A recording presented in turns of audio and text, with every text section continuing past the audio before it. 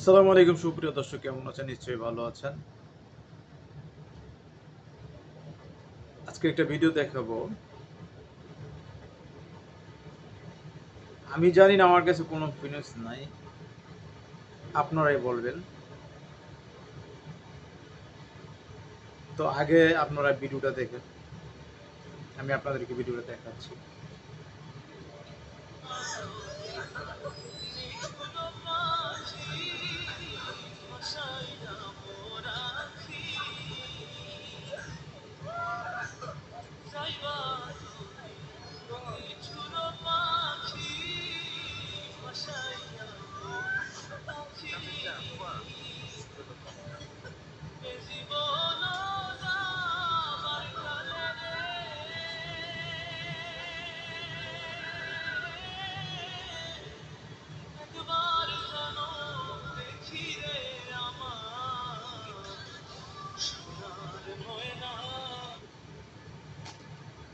আপনারা কি বুঝলেন? ছেলেটি একটা প্রবাসী, সে হয়তো নতুন বিয়ে করেছে দেশে গিয়ে। আচ্ছা, এই 2-1 মাসই তার জন্য এত মায়া হয়ে গেল যে তার জন্য এত কান্দা, তাকে ছাড়তে ইচ্ছে করে না।